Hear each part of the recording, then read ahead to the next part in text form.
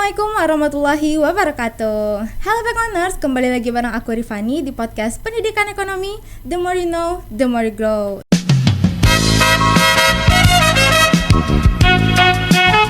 Jadi hari ini kita bakal berada di segmen Fun Zone bersama asisten labor Pekobis.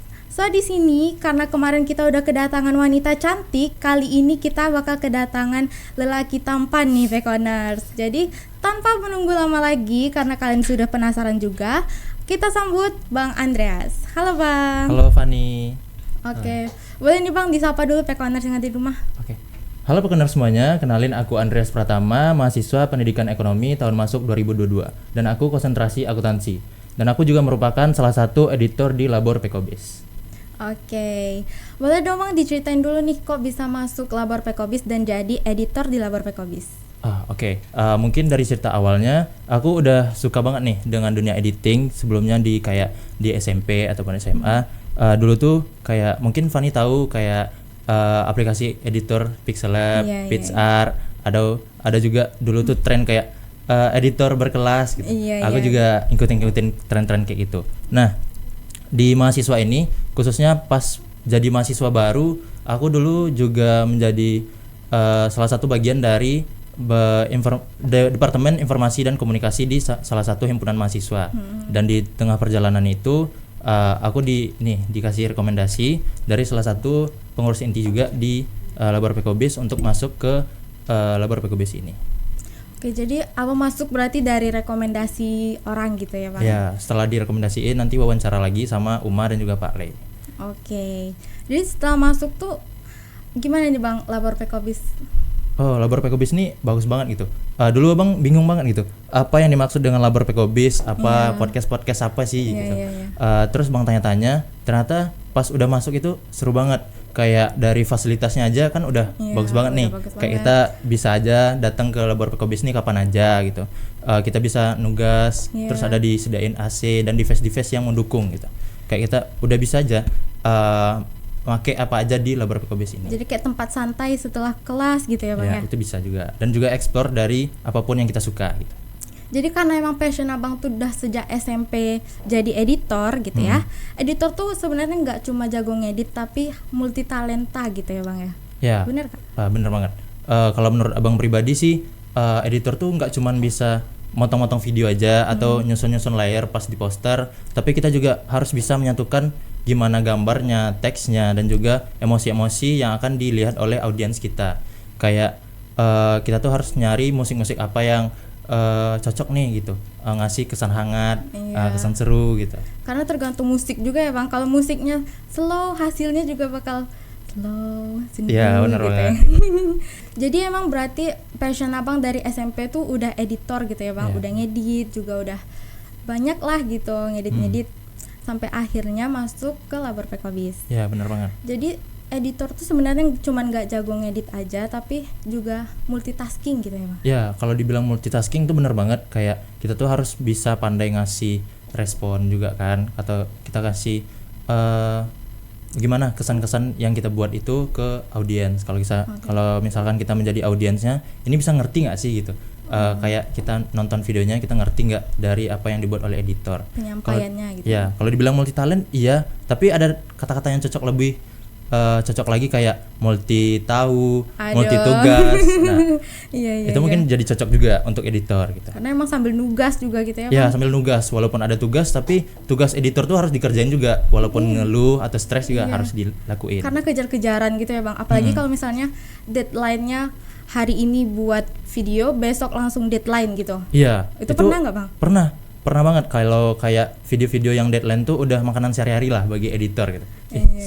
Apa banget ya. Tapi kalau kayak mepet-mepet tuh kadang kita dikasih file baru sore, besoknya harus sudah tayang gitu. Tapi kalau kita sebagai editor kan nggak boleh ngeluh, walaupun kita ngerasa ada tanggung jawab lain, tapi itulah yang ngebuat kita tuh ngerasa ini bisa menjadi bagian di manajemen waktu kita gitu. Iya, berarti harus bisa manajemen terus supaya hasilnya juga maksimal gitu ya Bang. Ya benar. Jadi perasaan Abang kalau udah deadline-nya mepet kayak gitu tuh lebih horor daripada nonton thriller gak sih? Ya bener banget. Kalau kayak kita nonton thriller tuh kan kayak ngerasa tegang kan. Iya. Nah, tapi bedanya tuh kalau kayak nonton thriller tuh bisa dijeda atau Iya, di pause iya, dulu iya, kan. iya. Tapi kalau misalkan kita udah dapat deadline buat ngedit tuh, walaupun deadline-nya tuh nggak masuk akal ya nantinya, Iya. tapi itu nggak bisa di pause. Udah secara real time gitu. Harus kita lakuin. Harus dipaksa gitu Iya, ya, harus Bang? dipaksa. Apalagi ada tugas juga, ada deadline juga gitu. Aduh, buru-buru Itu harus banget. dikasih prioritas kan, mana yang harus dilakuin terlebih dahulu. Iya, gitu. benar. Jadi selain ngedit nih, karena dari tadi kita udah bahas ngedit juga, katanya editor tuh juga biasanya jadi seorang kameramen dadakan. Oh, kameramen dadakan. Ih, bener banget sih sebenarnya. Kayak dimanapun nanti kayak editor tuh harus bisa nimbrung ke produksinya juga gitu. Apalagi kalau misalkan kasusnya di kita ngehandle project ataupun lomba, walaupun kita ngerasa kurang, kita harus bisa jadi kameramen dadakan, nyari-nyari footage-nya gitu. Ini rasanya kurangnya di sini gitu. Tapi lucunya nanti kalau misalkan kita jadi kameramen dadakan juga, itu bakalan ngasih positif juga kita kan. Kalaupun kita yang ngambil footage, itu bisa nanti dieditnya di sini. Iya, gitu. karena kita lebih tahu gitu ya, Bang. Ya, Ini benar. di-cut di sini, ini kayak gini gitu ya. Lebih detail gitu. Ya, lebih kita. Jadi setelah itu katanya juga editor itu lebih ke ahli kompromi gitu, Bang.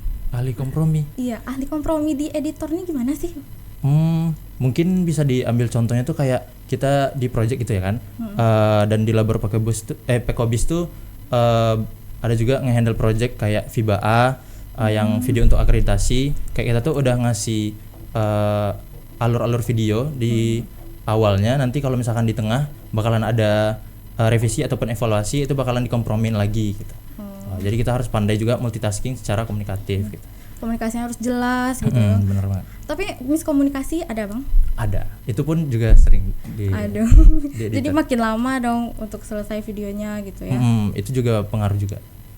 Jadi di balik ahli kompromi nih, Bang, pasti juga saat ngelihat hasil video tuh kalau udah tayang, udah dipublish sama klien, tuh pasti senang, bangga gitu dong ya. Ya pastinya. Iya. Kayak kita tuh udah ngelakuin ini secara seksama gitu, udah ngelakuin ini secara sungguh-sungguh, walaupun hasilnya cuma singkat, Iya. tapi itu bakal ngasih reward lah bagi diri kita sendiri. Soalnya udah revisi ini itu juga gitu ya, Bang ya. Ya itu jadi kebanggaan diri sendiri lah. Walaupun cuman sekecil kayak nama kita masuk ke title kreditnya gitu. Iya. Nah itu jadi bangga. Gue ternyata bisa buat hal-hal kayak ini ya gitu. Iya lagi. Bisa berdampak juga ke orang lain gitu. Iya. Yang penting tuh kayak at least kita udah berprogres gitu ya, Bang ya. Ya setidaknya gitu. Jadi gini nih, Bang, di balik suka duka jadi ahli kompromi nih, waktu lihat hasil karya Abang udah tayang, udah dipublish sama klien tuh pasti udah senang banget sih, Bang. Nah bener banget, kayak kita tuh udah ngelewatin hal-hal sebelumnya gitu. Iya. Kayak kita udah usaha kan untuk ngebuat hasil yang sebagus-bagusnya. Pas kita ngeliat tuh, keren banget ya, berarti gue udah bisa nih ngebuat hal-hal kayak ini gitu. Iya. Terus kayak kita tuh bisa ngasih manfaat juga gitu dari video-video kita. Walaupun kita nanti udah dari project itu kita udah kompromi juga kan sebelumnya, udah evaluasi juga sebelumnya. Udah diskusi juga, Ya, udah revisi. Iya benar. Jadi di balik suka duka jadi ahli kompromi nih, Bang. Tapi pada saat udah ngelihat hasilnya tayang, udah di publish juga sama klien, tuh gimana perasaannya tuh, Bang? Perasaannya tuh senang banget gitu. Walaupun sebelumnya campur aduk, Iya. kita kan udah revisi sebelumnya, kita udah ngasih perjalanan yang panjang lah, walaupun hasilnya cuma singkat, tapi Iya. dengan kita ngeliat hasil karya tuh, ternyata gue bisa membuat video kayak ini ya gitu. Ternyata Bisa hasilnya bagus gitu ya, ya. bisa bagus, bisa memanfaatkan hal-hal seperti ini gitu. Terus dari project-project itu bisa juga bermanfaat bagi kami dan juga tim gitu.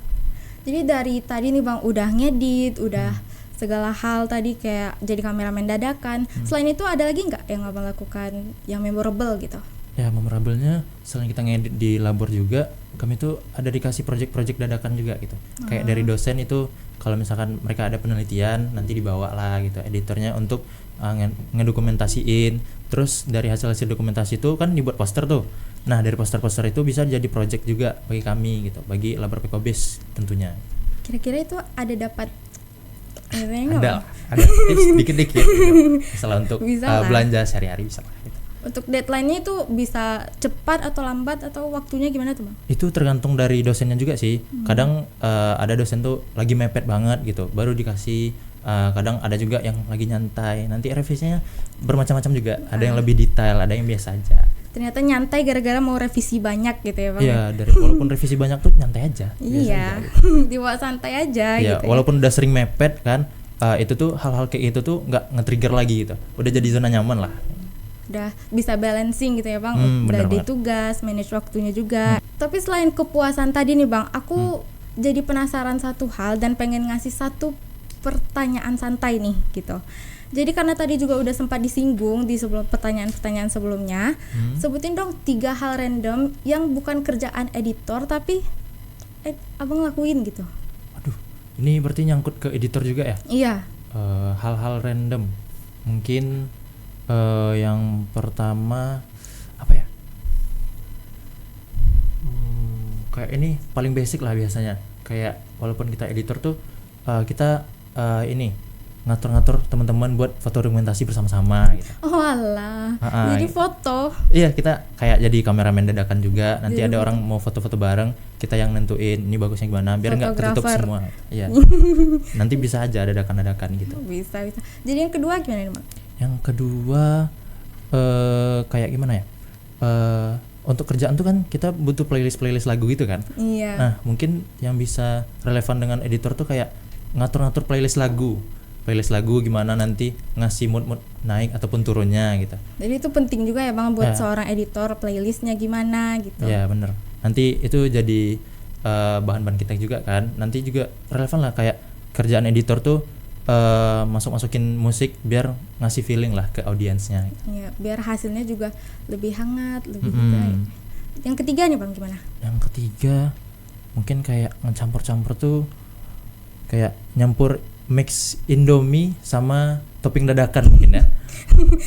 Ya bisa. Ya walaupun bahannya seadanya, tapi hasilnya itu harus bagus gitu. Harus enak buat dimakan dan harus enak nanti kalau pakai video tuh walaupun bahannya seadanya itu bisa lah ngasih poin ke audiens yang melihat. Pokoknya tetap stunning walaupun dengan bahan seadanya ya, gitu ya Bang ya.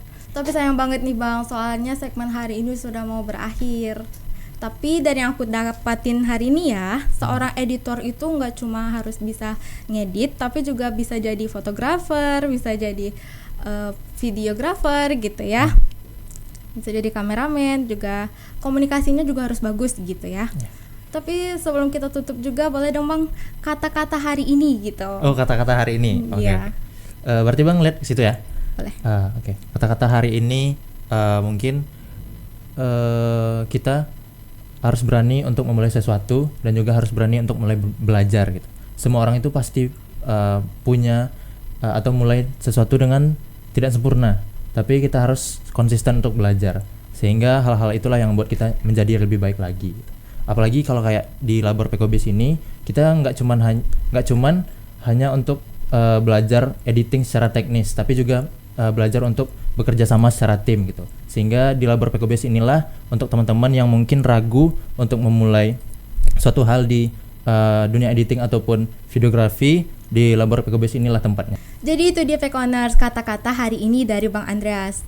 Jangan sampai kalian udah mulai sesuatu tapi nggak konsisten, karena kalau nggak konsisten itu hasilnya bakal beda banget sama apa yang seharusnya kalian dapatkan. Oke, thank you juga Bang buat Bang Andreas yang udah mau ngobrol seru di Fanzone bareng aku hari ini. Thank you Bang. Ya, terima kasih juga ke Fanny karena udah undang Abang sebagai narasumber hari ini. Iya, buat Pekoners juga jangan sampai ketinggalan episode-episode kita berikutnya di YouTube Podcast Pendidikan Ekonomi, dan juga jangan lupa pantengin akun-akun sosial media kita di sini. Aku Fanny dan aku Andreas. Kita pamit. Jangan lupa terus saksikan podcast Pendidikan Ekonomi. The more you know, the more you grow. Bye-bye. Bye-bye.